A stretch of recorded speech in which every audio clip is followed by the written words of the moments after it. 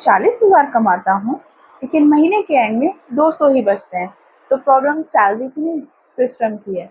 आइए समझते हैं कैसे।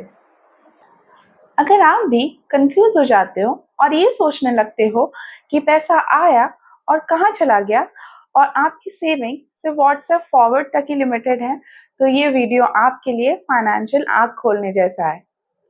नमस्ते एंड वेलकम दोस्तों, मैं हूँ सृष्टि शर्मा। आप देख रहे हैं द वेल्थ सीड्स, जहाँ हम क्लियर और सिंपल शब्द में बात करते हैं पर्सनल फाइनेंस की। मैं आप लोग के साथ एक ऑनेस्ट कन्फेशन शेयर करना चाहती हूँ। चाहे मैं 30,000 कमा रही थी या 50,000 कमा रही थी, एंड ऑफ द मंथ मेरे बैंक का बैलेंस ऑलमोस्ट सेम रहता था, 500 या कभी कभी जीरो। तब मुझे लगता था शायद मेरी सैलरी कम है, लेकिन रियलिटी कुछ और ही थी और प्लानिंग जीरो थी। तभी मैंने एक सिस्टम अडॉप्ट किया which is called zero based budgeting. तभी मैंने शुरू महीने में 8,000 रुपये सेव किए बिना सैलरी बढ़े।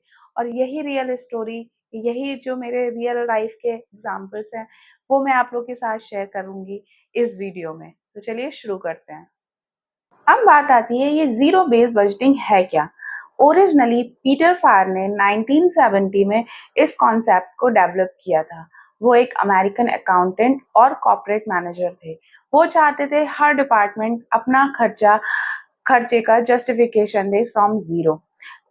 बाद में ये पर्सनल फाइनेंस में भी यूज होने लगा और अब ये एक पावरफुल सेविंग टूल बन गया है।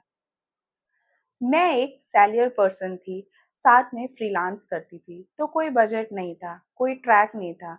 सब कुछ ऐसे ही चलता था। रेंट, ओला, अमेजॉन, स्विगी, पार्टी, शॉपिंग, सब कुछ ऐसे ही चलता था, कोई बजट ही नहीं था।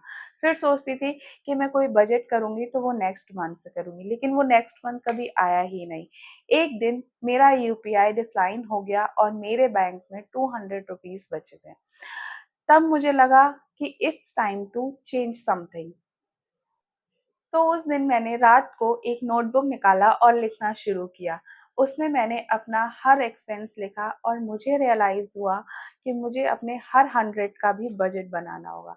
फिर मिला मुझे एक कॉन्सेप्ट, वो था जीरो बेस्ड बजटिंग, जिसमें हर पैसे का रोल होता है, कोई भी रैंडम खर्च नहीं होता। तो मैंने उसमें कुछ इसी तरह से लिखना शुरू किया: fixed expense, living cost, saving and goals, growth, fun and buffer. तो ये सब मिला के भी 38,000 हुआ। बाकी के 2,000 थे वो मैंने सीधा एसआईपी में इन्वेस्ट किए। पहली बार मुझे लगा दोस्तों कि पैसा मेरे कंट्रोल में है। स्विगी पे कंट्रोल, शॉपिंग पे कंट्रोल। और इसी तरह मैंने हर महीने 8,000 रुपये बचाए, जो कि मुझे पहले पता ही नहीं चलता था कि कहाँ चले जाते थे। इसी तरह नेक्स्ट 6 मंथ में 45,000 इमरजेंसी फंड बन गया। तब मुझे रियलाइज हुआ कि सैलरी नहीं, सिस्टम मैटर करता है। वेल, जीरो बेस्ड बजटिंग काम कैसे करता है, वर्क कैसे करता है? तो इसमें हर पैसे का रोल फिक्स्ड होता है। स्पेंडिंग गिल्ट नहीं होती, क्योंकि सब कुछ पहले से प्लान होता है। सेविंग्स बाद में नहीं, इसमें सेविंग्स पहले होती है, क्योंकि आप पैसे को कंट्रोल करते हो, पैसा आपको नहीं। तो ज़ीरो बेस्ड बजटिंग का मेथड होता है, आपकी जो भी इनकम है, उस इनकम को आप हर कैटेगरी में डिवाइड कर देते हो और एंड ऑफ द मंथ आपके बैंक में ज़ीरो बैलेंस बचता है। लेकिन अब जो ज़ीरो बचा है, उससे आपको पता है कि आपका पैसा कहाँ-कहाँ लगा हुआ है, आपका पैसा आपके लिए काम कर रहा है। लेकिन जो पहले ज़ीरो बचता था, उसमें और इस ज़ीरो में इस यही फ़र्क है कि आपको पता है आपका पैसा कहाँ लगा है, आपके लिए काम कर रहा है। और पहले आपको पता ही नहीं होता था कि आपका पैसा कहाँ चला गया, कोई सेविंग्स नहीं, कुछ भी नहीं। तो यही फ़र्क है ज़ीरो बेस्ड बजटिंग का। एक सिंपल नोटबुक या गूगल शीट, आप किसी में भी अपनी बजट शीट बना सकते हो। वेल, मैं एक फ्री बजट शीट बना रही हूँ।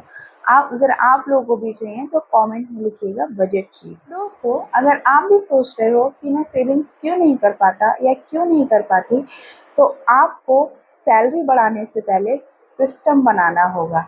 ज़ीरो बेस्ड बजटिंग ये बोरिंग नहीं है, बस ये आपके पैशन की गूगल मैप है। अगर आपको वीडियो अच्छा लगा हो तो वीडियो को लाइक करिए, शेयर करिए, कमेंट करिए और सब्सक्राइब करना मत भूलना। मिलती हूँ आपसे नेक्स्ट वीडियो में। तब तक के लिए stay smart, stay wealthy. Thank you for watching.